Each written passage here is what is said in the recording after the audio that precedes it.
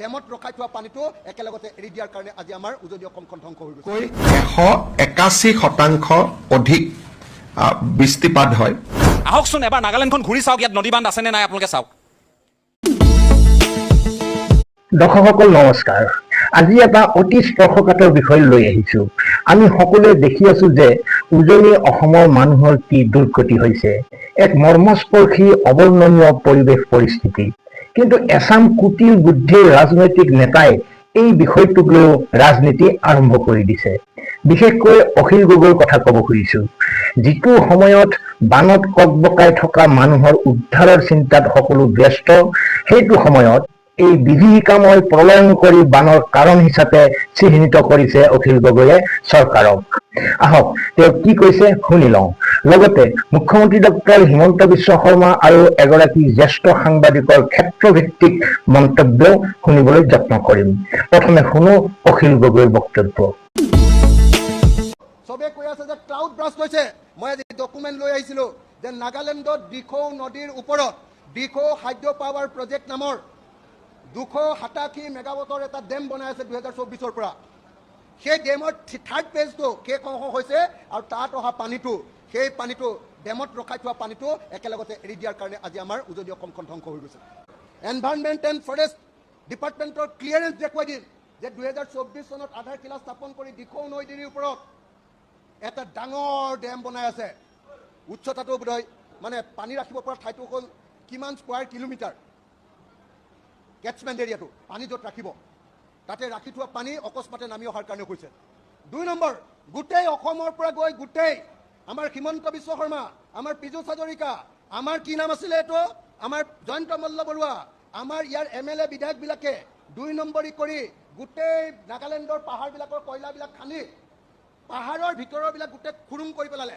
ডাঙৰ ডাঙৰ এটা এটা পাহাৰৰ তলত হ্ৰদ হৈ আছে, পানী জমা হৈ আছে। এই বিহুবৰ য'ত আটাইতকৈ বেছি মানুহ মৰিছে তাতে আনি গোটেই কয়লাটো জমা কৰে। প্ৰথমতে নাগালেণ্ডৰ পৰা সি তাতে নামেহি। আপোনালোকে নিজে খবৰ লওক যে গোটেই নাগালেণ্ডৰ পাহাৰবিলাক কয়লা খানি খানি তাৰ তলটো একেবাৰে তলটো সম্পূৰ্ণৰূপে হ্ৰদ কৰি ৰাখিছে নাই, ওপৰত এনেই মাটিখিনিহে আছে আৰু তলটো পুখুৰী, হ্ৰদ, লেক, সেই পানীখিনি একেলগতে ওলাই আহিছে। নদী বান্ধৰ পানীখিনি একেলগতে ওলাই আহিছে। মই এইবিলাক কওঁ বুলি ভাবি পীযুষ হাজৰিকাই মোক ক'বলৈ দিয়া নাই, এইবিলাক কওঁ বুলি ভাবি মোক হিমন্ত বিশ্বই ক'বলৈ দিয়া নাই। আজি আচল কথাটো এইটো, মৰিছোঁ আমি শিৱসাগৰ, মৰিছোঁ আমি যোৰহাট, মৰিছোঁ আমি চৰাইদেউ। দৰ্শকসকল, যি ধৰণে অখিল গগৈয়ে কথাবিলাক বৰ্ণনা কৰিছে কোনে বিশ্বাস নকৰিব বাৰু। সাধাৰণ মানুহৰ কথাটো বাদেই দিয়ক, বৰ বৰ পণ্ডিতৰো মাথা লৈ গৈছে তেওঁৰ কথা শুনি। যি নহওক, এইবাৰ মুখ্যমন্ত্ৰীৰ বক্তব্য শুনো আহক। নাগালেণ্ডত আমাৰ সাধাৰণ বৰষুণতকৈ বা নৰ্মেল যিটো আমি ৰেইনফল পাওঁ তাতকৈ 181% অধিক বৃষ্টিপাত হয়। ইয়াৰ মোককচং তেওঁলোকে নৰ্মেল ৰেইনফলতকৈ 493% বেছি ৰেইনফল পায় 18 আৰু 20 তাৰিখৰ ভিতৰত।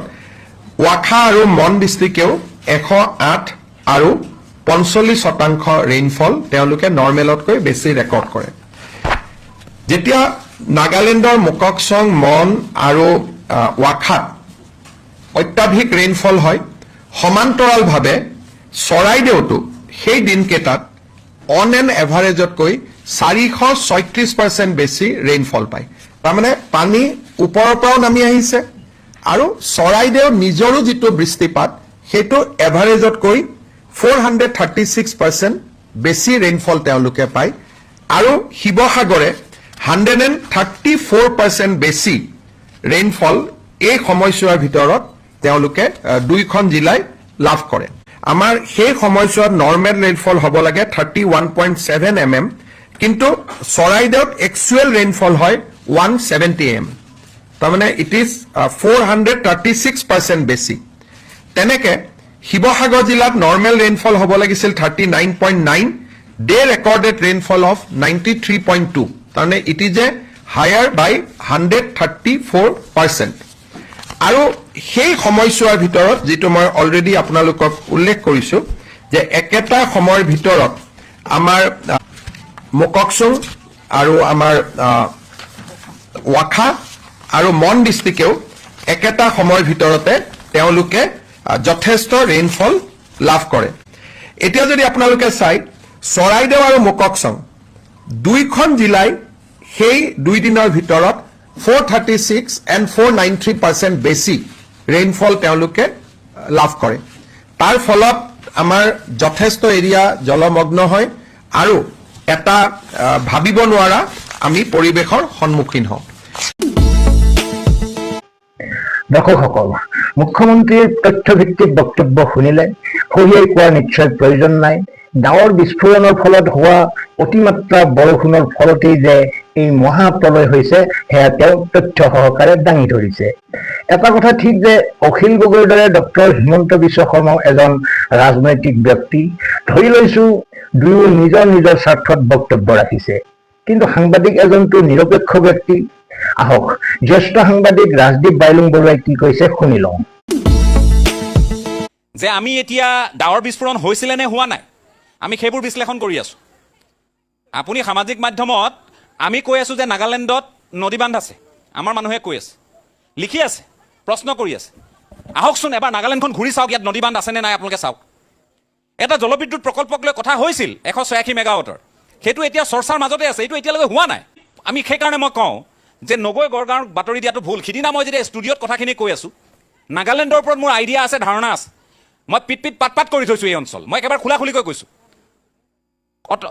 মানে যথেষ্ট ক্ষোভত মই কথাখিনি কৈছোঁ কিন্তু এই যে আপুনি সামাজিক মাধ্যমটো পালেই আপুনি যে ফেচবুকত টিপি লিখি থাকে অযথা কথাবোৰ লিখি থাকে তাতকৈও এবাৰ সময় আছে যদি আহি চাই যাওক এক হ'ল যে মানুহখিনিৰ কি বিপদ হৈছে সেইটো চাই যাওক 2 নাগালেণ্ডত কি হৈছে আমাৰ অসমৰ কাৰণে কিমান ডাঙৰ বিপদ আহি আছে আপোনালোকে ভাবিবও নোৱাৰে এই বিপদটো নদী বান্ধৰ কাৰণে অহা নাই কোনো নদী বান্ধ নাই ইয়াত এটাও জলবিদ্যুৎ প্ৰকল্প নাই মিনি হাইড্ৰেল প্ৰজেক্ট নাই মই আপোনালোকক ক'লো এতিয়ালৈ নাই আপুনি ইমান মানে এই কথাবোৰক লৈ আমাৰ ইমান বিশেষজ্ঞ ওলাইছে আৰে বিশেষজ্ঞ ঠাইলৈ আহক না ভাই আহক না আপোনালোক ইমান বিশেষজ্ঞ যদি বিশেষজ্ঞসকল কিয় নাহে সিদিনা যেতিয়া মই ক'লো যে লেণ্ডশ্লাইড ইনডিউচ ফ্লাড যিটো আমি হিমাচলত দেখোঁ যিটো আমি উত্তৰাখণ্ডত দেখোঁ যে সকলোবোৰ ঠাহি মুহি লৈ আহে আৰু তাৰপিছত প্ৰলয় নমাই সেই ধৰণৰ বান হৈছে ইয়াত গুৱাহাটীত বহি মোবাইলত আপোনাৰ বিশ্লেষণ কৰি থাকি আপোনাৰ কাম নাই মই একাংশ লোকৰ মই কৈ দিলোঁ